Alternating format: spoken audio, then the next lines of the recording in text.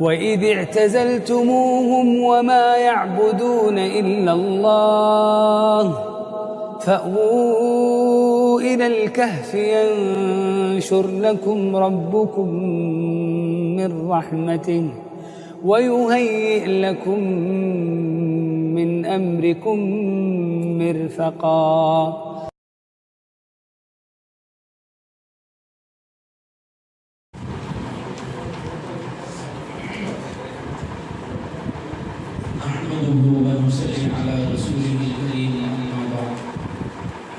فأعوذ بالله من الشيطان الرجيم. بسم الله الرحمن الرحيم.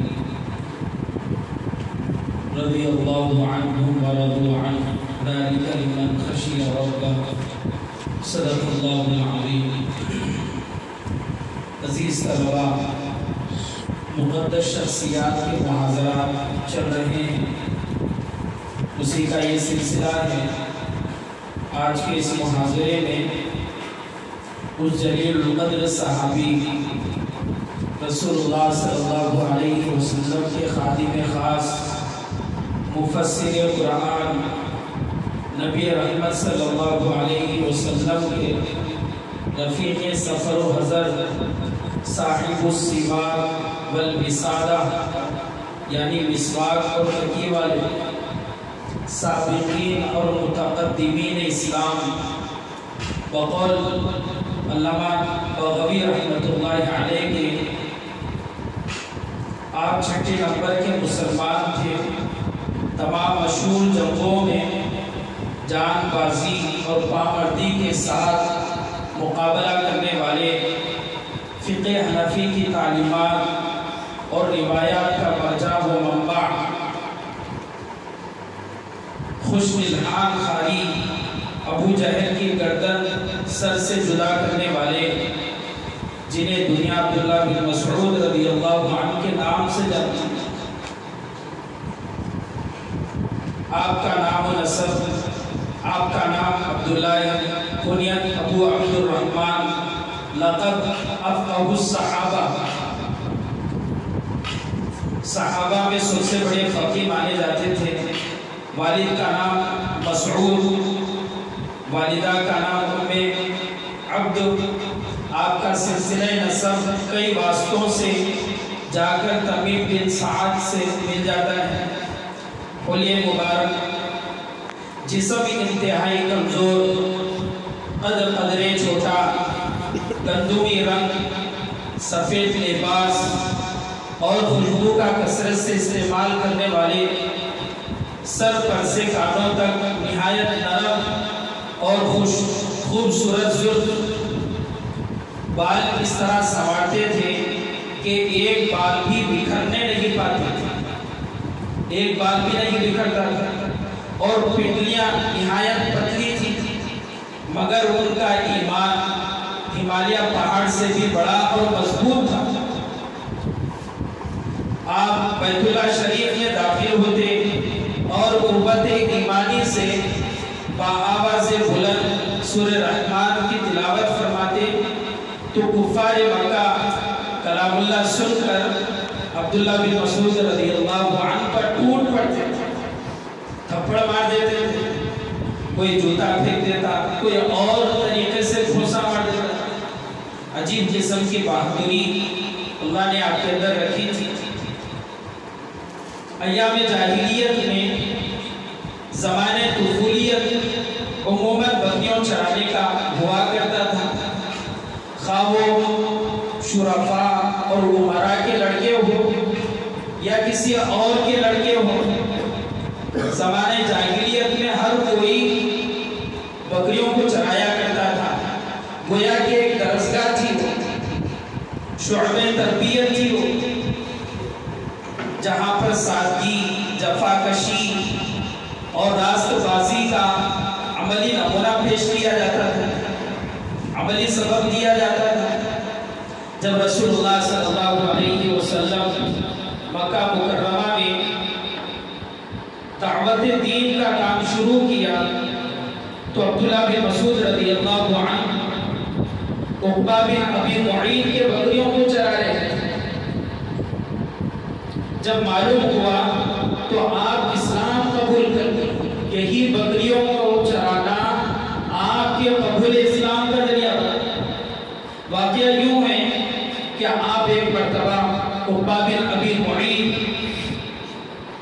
پیغمبر اسلام کے دشمن کی بکریاں چرا رہے تھے، ادھر سے رسول اللہ صلی اللہ علیہ وسلم اور آپ کے صاحب غار حضرت ابو بکر رضی اللہ عنہ دونوں تشریف لے جا رہے تھے۔ ملاقات ہوئی، حضور صلی اللہ علیہ وسلم نے ان سے دودھ کو طلب کیا۔ وہ کہنے لگے، حضرت عبداللہ بن مسعود رضی اللہ عنہ کہنے لگے، دودھ تو ہے لیکن میں امیر ہوں، امانتدار ہوں، دوسروں کی یہ بکریاں ہیں، میں نہیں دے سکتا۔ رسول اللہ صلی اللہ علیہ وسلم نے ان سے پوچھا، کوئی ایسی بکری دے دیجئے جو نابالغ ہو، جس کے تھنوں میں دودھ نہ ہو، ویسی بکری دے دیجئے۔ حضرت عبداللہ بن مسعود رضی اللہ عنہ ایک بکری لا کر دیے اور آپ علیہ السلام اس بکری کے تھنوں پر ہاتھ لگا۔ تھنوں پر ہاتھ لگانے سے تھن کے اندر دودھ آ گیا، آپ بھی سیراب ہوئے، حضرت ابو بکر بھی پیے، اس کے بعد عبداللہ بن مسعود رضی اللہ عنہ بھی سیراب ہوئے۔ اس کے بعد اللہ کے نبی علیہ السلام نے بکری کو پکڑا اور تھنوں کو پکڑا اور کہا سکڑ جا تو سکڑ جا۔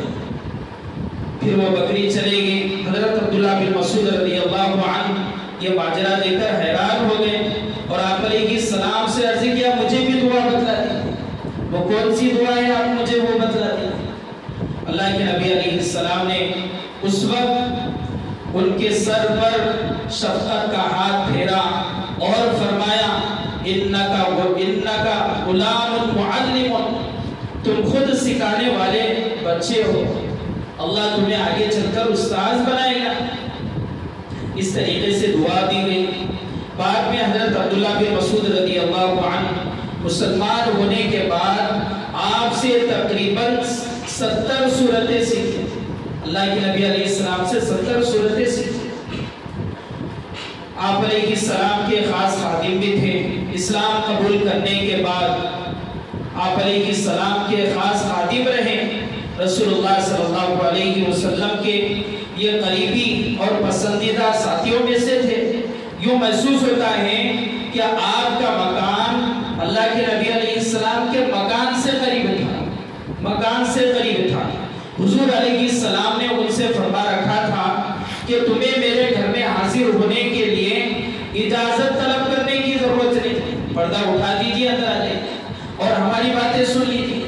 اتنے خاص اللہ کے نبی علیہ السلام، اس لیے آپ کو صاحب السواک اور صاحب الوسادہ کہا جاتا ہے، اور آپ ایسے ہی جوتوں کو اٹھانے والے خاص خادم رہے اور آپ علیہ السلام کے آگے آگے چلا کرتے تھے، اور دین سے بیدار ہونے کے بعد بیدار بھی کرایا کرتے تھے۔ تو کئی طرح کی خدمتیں اللہ کے نبی علیہ السلام کی گھر کی تھی۔ ایسے ہی اللہ نے آپ کو خوش الحانی بھی عطا فرمائی تھی، آپ ایک زبردست قاری بھی تھے۔ اللہ کے نبی علیہ السلام نے اس زمانے میں فرمایا تھا کہ 4 حضرات سے قرآن پاک کا علم حاصل کرو، جن میں سب سے پہلے حضرت عبداللہ بن مسعود کا نام لیا رضی اللہ عنہ، دوسرے نمبر پر ابی بن کعب، سالم مولا اور معاذ بن جبل رضی اللہ عنہ۔ یہ 4 حضرات صحابہ کا نام لیا گیا تھا۔ اور ایسے ہی آپ ان خوش نصیب لوگوں میں سے تھے جنہیں رسول اللہ صلی اللہ علیہ وسلم نے فرمایا تھا کہ عبداللہ مجھے قرآن پڑھ کر سناؤ۔ اللہ کے نبی علیہ السلام فرما رہے ہیں اب قرآن پڑھ کر سنائیے۔ یہ سن کر وہ سناٹے میں آ گئے، یا رسول اللہ میری ہمت، میں آپ کو قرآن سناؤں، میری حیثیت کچھ نہیں ہے۔ اس کے بعد اللہ کے نبی علیہ السلام کے کہنے پر آپ نے قرآن پاک کو سنایا۔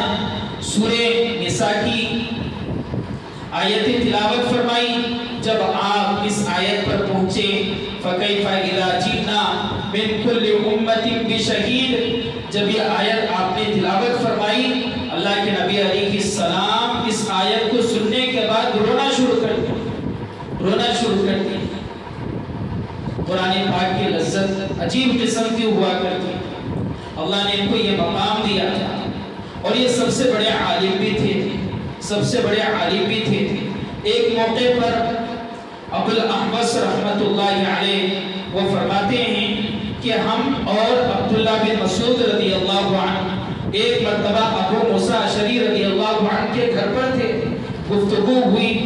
اس کے بعد جب آپ جانے کا ارادہ کیے، عبداللہ بن مسعود رضی اللہ عنہ کھڑے ہوئے جانے کے لیے، تو حضرت ابو موسیٰ اشعری رضی اللہ عنہ ان کی طرف اشارہ کر کے کہنے لگے کہ میں نہیں جانتا کہ رسول اللہ صلی اللہ علیہ وسلم کے بعد ان سے زیادہ کوئی جاننے والا، ان سے زیادہ کوئی جاننے والا۔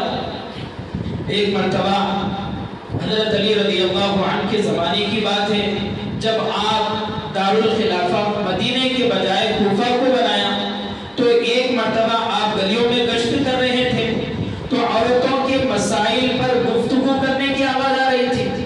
تو اس وقت حضرت علی رضی اللہ عنہ فرماتے ہیں، اللہ تعالیٰ ابن مسعود پر رحم فرمائیں کہ اس نے کوفہ کو علم سے بھر دیا ہے، علم سے بھر دیا ہے۔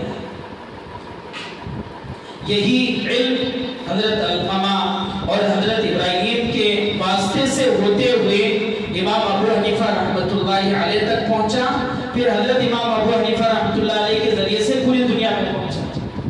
اور حضرت عبداللہ بن مسعود رضی اللہ عنہ دعویٰ کرتے تھے کہ قرآن مجید میں جتنی آیتیں نازل ہوئی ہیں، کہاں پر نازل ہوئی، کس وقت نازل ہوئی، میں ساری چیزوں کو جانتا ہوں، ساری چیزوں کو جانتا ہوں۔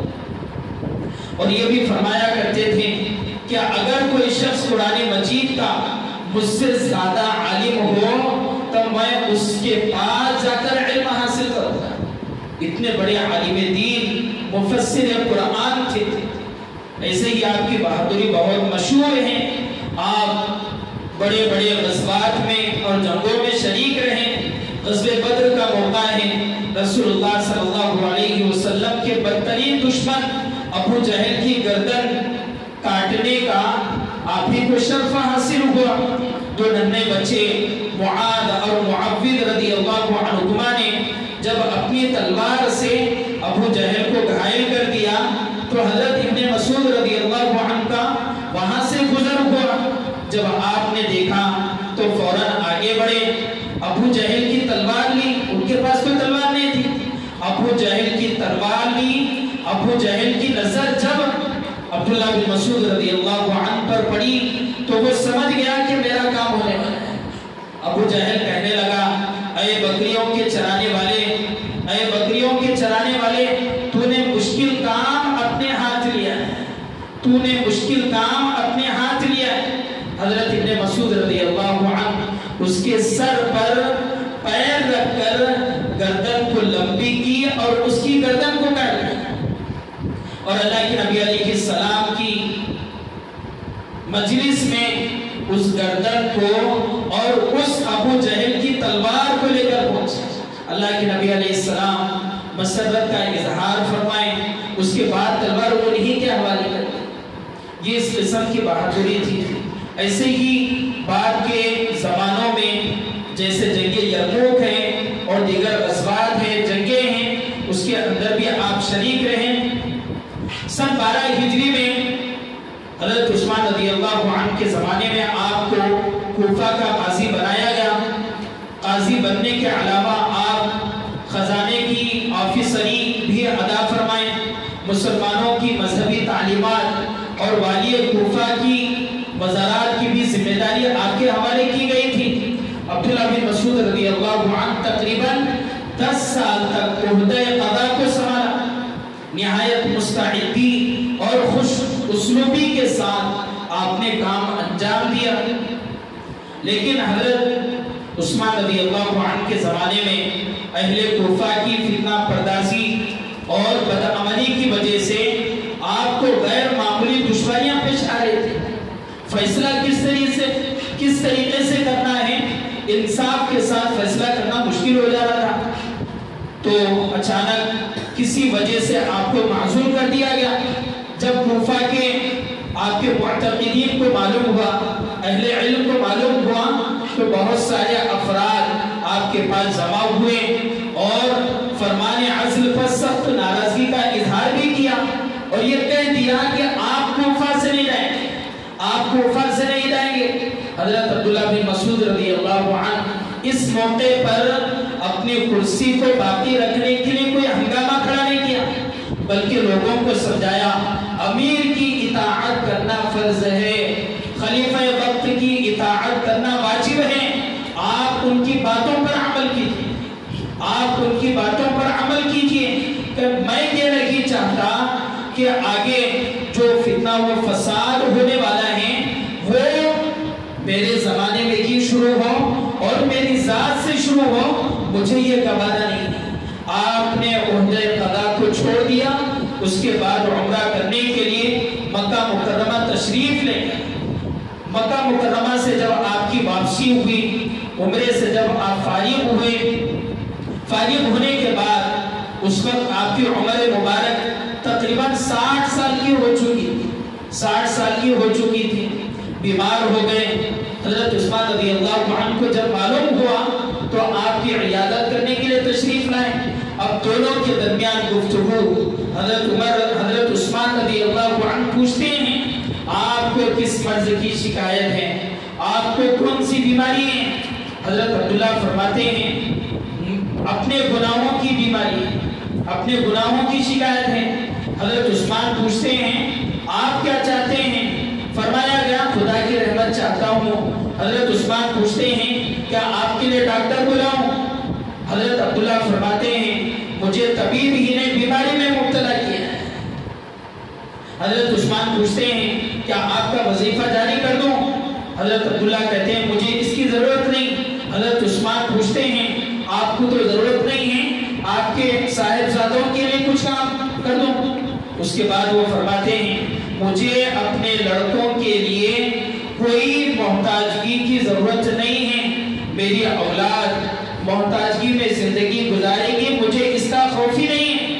میں نے اپنے بیٹوں کو نصیحت کی ہے کہ روزانہ ہر رات سورہ واقعہ کی تلاوت کرنا، اور رسول اللہ صلی اللہ علیہ وسلم کا وہ ارشاد سنایا کہ جو شخص ہر روز سورہ واقعہ رات میں پڑھتا ہے اللہ فقر و فاقے سے اسے محفوظ رکھتے ہیں۔ آپ کو کسی خدمت کی ضرورت نہیں، آپ کو میری کسی خدمت کی ضرورت نہیں۔ جب آپ کو یقین ہو گیا کہ اب میں دنیا سے رخصت ہونے والا ہوں تو آپ حضرت زبیر اور ایسے ہی ان کے صاحبزادے حضرت عبداللہ بن زبیر کو بلایا اور اپنے مال و اسباب اور اولاد نیز تجہیز و تکفین کی ساری وصیتیں فرما دی، ساری وصیتیں فرما دی۔ 60 سال سے کچھ زائد عمر آپ کی تھی، 32 ہجری میں آپ کا انتقال ہوا۔ صحیح روایت کے مطابق حضرت عثمان رضی اللہ عنہ نے آپ کی نماز جنازہ پڑھائی اور حضرت عثمان بن مدعون رضی اللہ عنہ کے بازو میں، پہلوں میں جنت البقیع کے اندر آپ کو دفنایا گیا۔ انا للہ و انا الیہ راجعون۔ ہمیں عبداللہ بن مسعود رضی اللہ عنہ کی زندگی سے سب سے پہلا سبق تو یہ لینا چاہیے کہ اپنے اندر بلند حوصلے پیدا کرنا، بلند حوصلے پیدا کرنا چاہیے۔ میں حافظ قرآن بنوں گا، میں ایک عالم دین بنوں گا اور ایک زبردست عالی بنوں گا، اس طریقے سے بلند ہمتیں اپنے اندر پیدا کرنا چاہیے۔ دوسری نصیحت ہمیں یہ ملتی ہے کہ اپنی زندگی میں کبھی مایوسی نہیں لانی چاہیے۔